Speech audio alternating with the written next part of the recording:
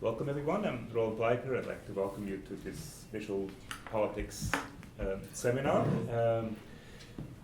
For those of you who haven't been here before, our idea is sort of to provide an informal forum, mostly for work in progress, that people would like to get feedback on. So the idea is kind of not to have an antagonistic academic exchange, but a forum where we can work constructively with people who have work that they currently like to present, get feedback on that helps them to advance further, which is why we run it only for an hour, and presentations are usually a maximum of half an hour, so that we have plenty of time for a constructive dialogue and work together on problems that we all share, and in this case problems of the visual.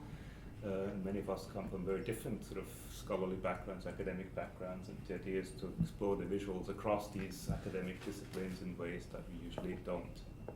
And it's a pleasure that we have today Dr. Alister Wedderburn with us, who's traveled up from, meanwhile, quite cold Canberra, he tells me, where he is a John Vincent postdoctoral fellow.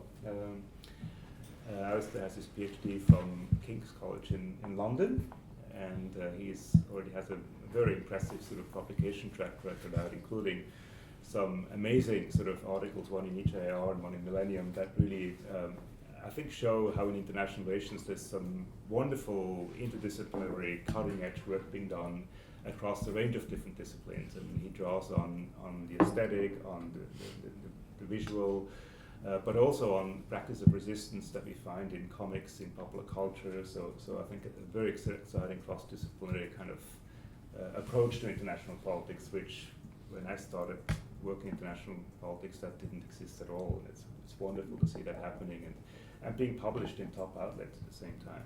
So Alister is here to talk about a new project that he's starting, where he looks particularly at sort of the role of the body in sort of visual, emotional politics. So I think I will shut up, but before I head on, I want to say, for those of you who have time, we'll head to St. Lucy's afterwards for a drink, if you want to join us for an informal continuation of the conversation, but I'll remind everyone at the end of the session. So I'll hand over to Alister with a big thanks for coming up and for joining us, and thanks very much. What you have to say. Thanks very much for having me, Roland, and Emma, thanks for being here. Everyone else, it's really great to see so many people here on a Friday afternoon, so I really appreciate it. I'd like to start by relating an anecdote that the visual theorist W.J.T. Mitchell tells about his time teaching visual culture at the University of Chicago. Mitchell makes his students do an exercise that he calls showing seeing, which is essentially a variant of the show and tell exercise that TV and film has led me to believe is a staple of American elementary education. In this case, however, Mitchell says, the object of the show and tell performance is the process of seeing itself. I asked the students to frame their presentations by assuming that they are ethnographers who come from and are reporting back to a society that has no concept of visual culture. They cannot take for granted that their audience has any familiarity with everyday notions such as colour, line, eye contact, cosmetics, clothing, facial expressions, mirrors, glasses, or voyeurism, much less with photography, painting, sculpture, or other so-called visual media. So pedagogically, the aim of this exercise is to denaturalise vision, to make it strange and unfamiliar in the broadly Foucauldian manner. But how students do this is left up to them, and Mitchell mentions a striking range of strategies. Some ask their audience to close their eyes altogether and seek to describe or evoke visuality. Others pretend to give their audience prosthetic visual organs that they then teach them to use. A broad range of objects and props are brought in: spectacles, mirrors, masks and disguises, windows, binoculars, mirrors, kaleidoscopes, cameras, and so on. But one presentation in particular sticks in Mitchell's mind, and it's this one. Without question, he says, the funniest and weirdest show and tell performance that I've ever seen was by a young woman whose prop was a 9-month-old baby boy. She presented the baby as an object of visual culture, whose specific visual attributes, small body, large head, pudgy face, bright eyes, added up, in her words, to a strange visual effect that human beings call cuteness. She confessed her inability to explain cuteness, but argued that it must be an important aspect of visual culture because all the other sensory signals given off by the baby, smell and noise in particular, would lead us to despise and probably kill the object producing them if it were not for the countervailing effect of cuteness. So I begin with this anecdote because I think to some extent it encapsulates what I'm trying to do in this presentation and in this kind of project that is at the moment still in a fairly embryonic stage. Visual global politics scholarship often begins from the premise that vision occupies a privileged, elevated position in the experience and analysis of international affairs, that images pervade contemporary world politics, that everyday life in world politics is replete with images, that we live in a world highly dependent upon communication through visual images, or that we live in a visual age. These four statements and others like them posit vision as a privileged common sense that plays a singularly important role in the organisation and circumscription of experience, what Jacques Rancière calls the distribution of the sensible. Now, I'm obviously sympathetic to this argument or I wouldn't be here in the first place, but I also think that this anecdote perhaps supplements it, insofar as it makes plain that vision is not the only terrain on which this distribution takes place. If visual media play an important role in the distribution of the sensible, then this can only be because of sight's elevated position in what might be called, rather mischievously perhaps, the distribution of the senses, by which I refer to sight's epistemological privilege vis-a-vis other modes of experience.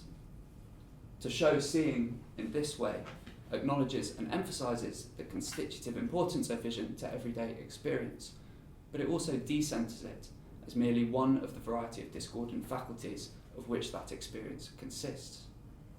It suggests that the visual is a fuzzy realm with loose and permeable boundaries, that it is engaged in a constant interaction with other modes of expression and ways of knowing, which together generate a thick and often incoherent gush of sensory information that must be processed and organised before it can be alchemised into meaning or knowledge about the world. So I proceed from the claim, or from the belief, that visuality's privilege in contemporary international political thought and practice is itself a problem that warrants analysis.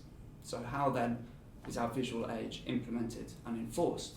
Can one find or trace its limits? Where does it meet resistance or friction? And what might an approach to visuality that situates it in relation to sensory experience more widely bring to light? And I'm going to try to answer these questions by situating vision and visual knowledge as part of embodied experience, which involves, among other things, considering the way in which sight operates in tandem and sometimes in competition with other faculties whose collective capacity to produce knowledge, meaning, or truth is conditional upon wider discursive and disciplinary mechanisms. I'm going to spend the next 6 or 7 minutes or so outlining some of the moves that kind of underpin this, before moving on to consider the politics of witnessing at the International Criminal Tribunal for Rwanda. At multiple points during the trial of Jean-Paul Akiyesu, a visual model or a visual understanding of witnessing came into conflict with testimony that derived from a society that also ascribed significant value to the aural and to the aural. In the process, the distribution of the senses became a key battleground as the court sought to determine who could and could not be considered a witness, who could or could not be said to have experienced the events at stake. An embodied understanding of sight and sense, I will argue, offers a particularly promising avenue through which to explore these tensions. So to consider the epistemological relationship between sight and other senses requires an acknowledgement of their embodiment, I think, insofar as the body functions as the locus of human experience, what Iris Marion Young, following Maurice Merleau-Ponty, calls being in the world. Yet this does not mean that the body is simply the passive or inert recipient of sensory data. Feminist theorists, both within IR and without, have long argued that the body is something brought into being through discourse, that the political and social forces that shape norms and ideas also function to compose and produce bodies, as victims or as threats, as secure or as insecure, as masculine or as feminine, as grievable or as not grievable, and so on. So to speak of experience as embodied is to situate the faculties of sight, hearing, smell, taste, and touch, firstly in relation to each other, but secondly in relation to networks and matrices of power relations that organise them, give them meaning, and allow them to produce meaning in particular ways. It is to consider the ways in which sensory experience is immanent within productive relations of power that contribute to the making and unmaking of political subjects by disciplining or otherwise governing the social and political meaning of their embodied engagement with the world.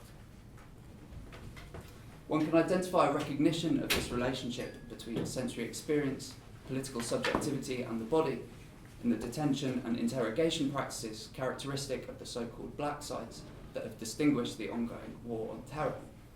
Walid bin Attash, for example, has described his experiences when detained in Afghanistan in 2003. And I apologise in advance that my PowerPoint technique is kind of to use it for large quotations rather than pretty pictures. I'm aware it's not the most engaging use of the technology, but nevertheless, on arrival at the first initial place of detention in Afghanistan, I was stripped naked. I was put in a cell measuring approximately 1 metre by 2 metres. The cell was dark with no light, artificial or natural. During the first 2 weeks, I did not receive any food. I was only given Ensure and water to drink. A guard would come and hold the bottle for me while I drank. The toilet consisted of a bucket in the cell, which was removed once a day. I was not allowed to clean myself after using the bucket. Loud music was playing 24 hours each day throughout the 3 weeks I was held there. Bin Attash's account, of which I've here quoted just a small extract, describes a systematic disruption of his sensory experience, effected through a profound redistribution in the relationship between his various sensory faculties. While on the one hand he cannot see and is given nothing to eat except meal replacement liquids, on the other he is subjected to continuous noise, and one presumes the stench of the effluents resting in the bucket by his feet. All the while he is forced to stand among other physical discomforts and sufferings, ranging from being made to endure extremities of cold and heat to being struck and slapped by interrogators. So the general picture is one in which the disciplining of sensory experience, the disciplining of the body, and the disciplining of the subject coincide. Whether by withdrawing sensory stimuli or intensifying them, the aim here is surely to make sensory experience self-conscious and thus painful in the sense in which Elaine Scarry uses the term. The intention and effect is not only to cause physical or emotional discomfort, but also to unmake a subject's sense of self and world by reducing an otherwise reflective, imaginative consciousness to a state of bodily discomfort and distress. But if sensory experience is able to unmake the subject's self and world, as Scarry suggests and as Bin Attash's experiences appear to confirm, then this can only be because of the role it plays in their everyday making. That vision is the first and most important of our various sensory faculties in this regard is usually taken for granted. As Hannah Arendt observes, the predominance of sight, I'm quoting here, is so deeply embedded in our conceptual language that we seldom find any consideration bestowed on it, as though it belonged among things too obvious to be noted. In Martin Jay's words, vision is the master sense of the modern era, a status which ensures its productive role in the delimitation and determination of observing, seeing subjects. As such, as Jonathan Crary argues, vision and its effects are always inseparable from the possibilities of an observing subject who is both the historical product and the site of certain practices, techniques, institutions, and procedures of subjectification. But missing from Crary's genealogical account of vision in the 19th century is a sense of how the establishment of particular scopic regimes might function to delegitimize not only other ways of seeing, but also other non-visual ways of knowing. To acknowledge the cultural variability of ocular experience is after all to constitute it as one of many overlapping and perhaps competing sensory channels through which subjects produce knowledge about the world. Yet while this approach opens up terrain from which to consider experience in all its rich textured complexity, this appears to be a road that relatively few theorists or analysts in IR at least have taken. Considering vision in the terms I've suggested here as one of many overlapping embodied faculties through which knowledge about the world is produced, thus raises a number of provocative questions. If one can talk of productive scopic regimes, for example, can one not also talk about productive sensory regimes? And if the answer to this question is in the affirmative, as Scarry's work suggests it should be, then further questions suggest themselves. What constellation of rules and forces constitute the distribution of the senses in a given social field? In other words, who or what determines what mode of experience is deemed authoritative or truthful, and what is marginalised or obscured in the process? These are questions that played a central role at the International Criminal Tribunal for Rwanda, which found itself at times having to arbitrate between different conceptions of what it meant to experience or witness a particular event.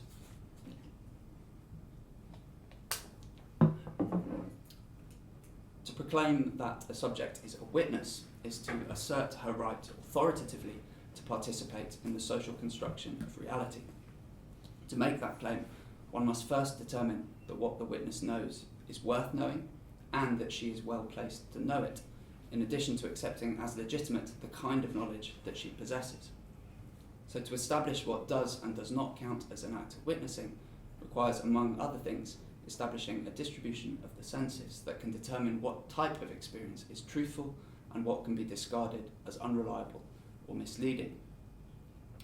In Western legal discourse and practice, as W.J.T. Mitchell again notes, there is an implicit assumption that the visible sign is inherently more credible than the verbal report. For Mitchell, sight's elevated legal status is predicated on its apparent naturalness, referring to the assumption that images can represent things universally, accurately, and without mediation. Yet even in the absence of material images, verbally mediated visual testimony is also often preferred over other forms of knowledge. To say that one has seen carries more weight than to say that one has heard or that someone else has seen. Here, the difference between the natural image and the mediated convention of language, already doubtful of course, is even less clear. And it's for this reason, I think, that Jacques Derrida argues that the witness as such is always blind, for the reason that, and I quote, witnessing substitutes narrative for perception. So for Derrida, testimony is akin to storytelling, regardless of whether it describes a thing seen or a thing heard. There is no place at all for natural experience in this reading. Yet despite this, the legal task of determining who can or cannot be said to have experienced or witnessed a particular event is often reduced to a question about who has seen it. This not only limits the scope of experience that is admissible as testimony, but also in so doing restricts who is able to bear witness in the first place. As Derrida, Jean-François Lyotard and Giorgio Agamben, among others, have noted with respect to the camps of wartime Europe, this is an attitude that can have particularly problematic implications in relation to conflict, atrocity and genocide. As Agamben suggests, testimony contains a lacuna, while the eyewitness is generally understood to be an authoritative figure who speaks in the name of justice and truth. In relation to situations whose default outcome is death, she also, by definition, speaks from the privileged position of survival. For scholars working in good faith, this raises a series of difficult, possibly even intractable epistemological issues. But for others, it can lead to some deeply objectionable lines of argument, and Lyotard in particular traces the slope that leads from an insistence on the singular authority of visual testimony downwards towards Holocaust denial. So the question of witnessing, the question of who gets to claim the status of witness and of who gets to decide what kind of experience counts as authoritative, thus represents an ideal site at which to explore the political tensions that arise when embodied experience in all its multisensory complexity is governed according to a distribution of the senses that privileges the visual on the grounds of its presumed immediacy or naturalness. This problem is particularly acute in relation to atrocity, where the pervasiveness of death limits and forecloses the number of potential witnesses and the variety and type of their testimony. It is also of distinct relevance to the practice of international courts and tribunals, which have been criticised for operating at a distance from local and affected populations and for imposing narrow visions of truth, reconciliation and justice on societies that may well independently be pursuing alternative, legally informal strategies of peace building. So I turn to the International Criminal Tribunal for Rwanda, and in particular to the trial of Jean-Paul Akiyesu, in order to assess the politics of sight sense, and embodied experience as it played out through the ICTR's legal pursuit of truth. It must of course be acknowledged that in a paper or a presentation of this length, it is impossible to do any sort of descriptive or analytic justice to the Rwandan conflict or to its legal aftermath, and I therefore make no overarching claims about either. Instead, I seek to use Akiezu's trial as a way of exploring how the organisation or distribution of sight and sense might inform or contribute to the political processes through which the limits and the contours of the witness are traced and defined.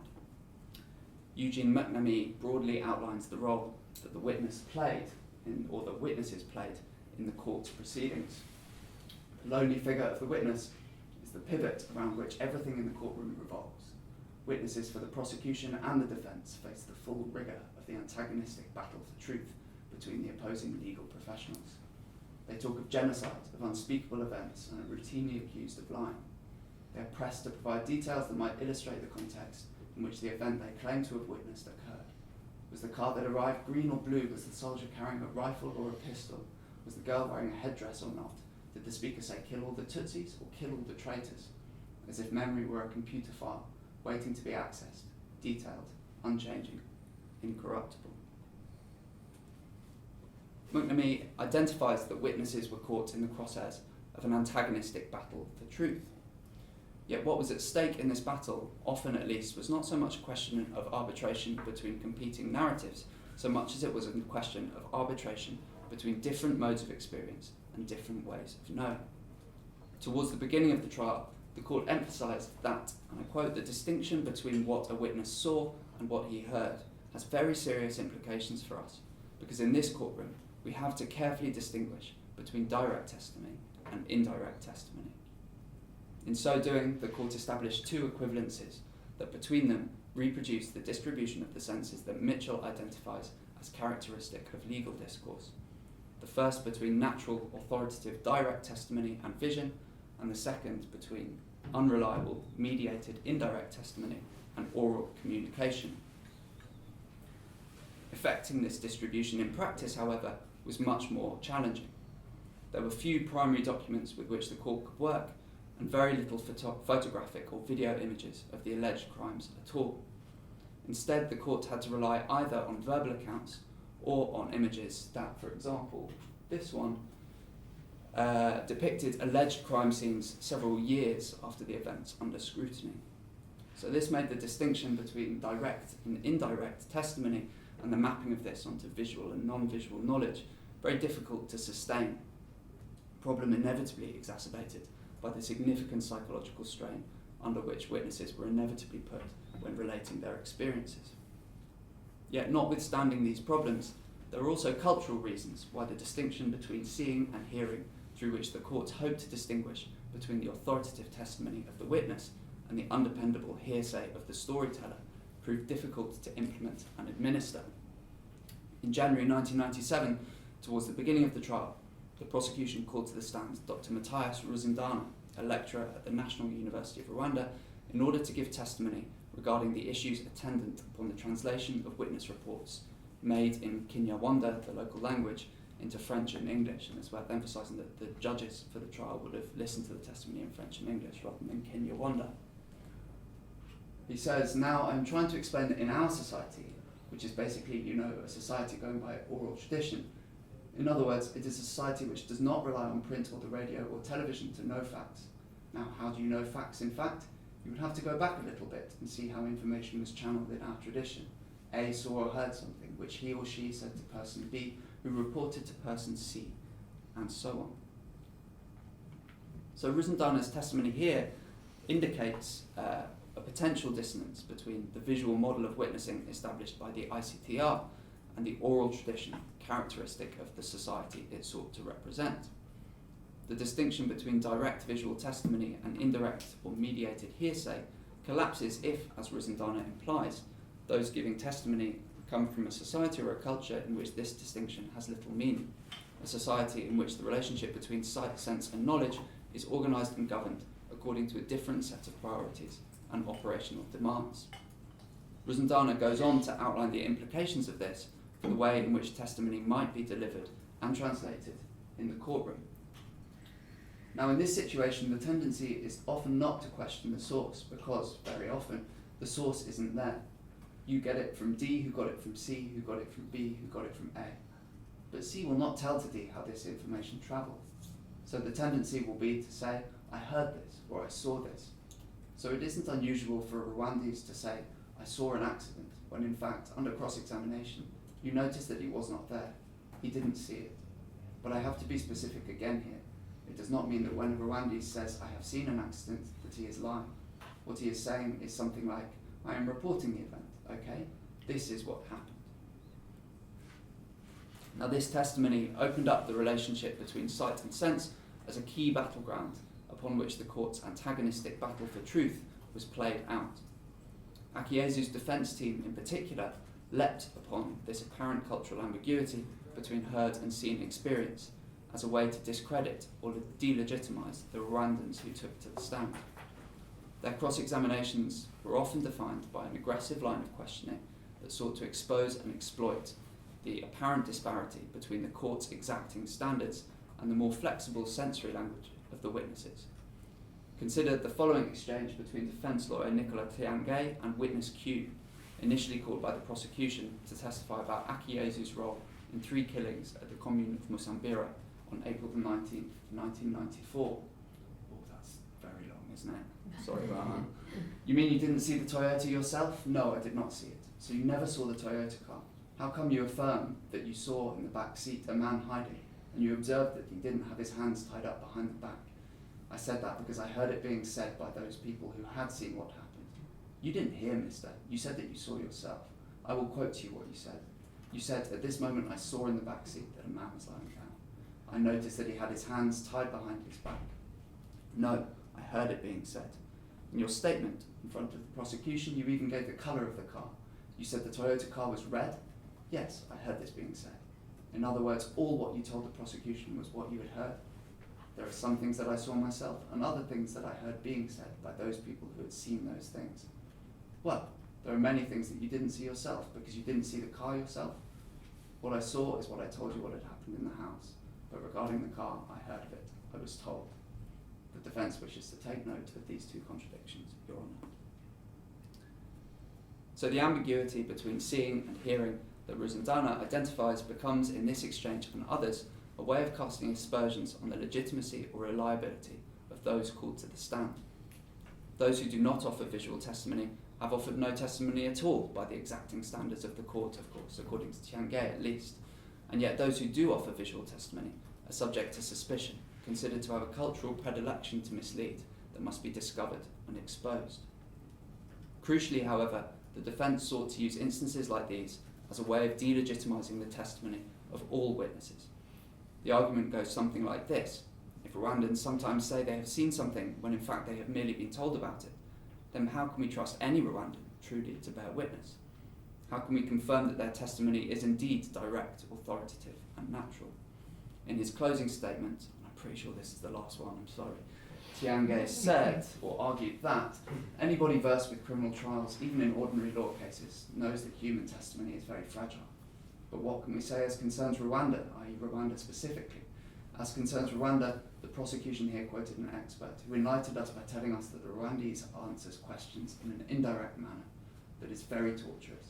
And this professor tells us that when a Rwandan makes a report, or when he talks about something, for example, when he's giving testimony, he doesn't make a difference between what he saw and what he heard.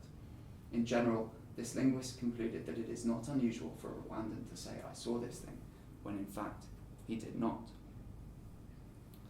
So the implication of Tiange's argument here and elsewhere is that the orality of Rwandan culture and society precludes Rwandans from being able truly to bear witness to events. And to conclude, admittedly slightly hastily, but yeah, I think it's about time. I think it's also in this sense that one can see how the relationship between sight, sense, experience and knowledge might also be embodied. According to Tiange, it seems to occupy a Rwandan body is automatically to invite suspicion as someone who is unable to participate authoritatively in the tribunal's pursuit of truth.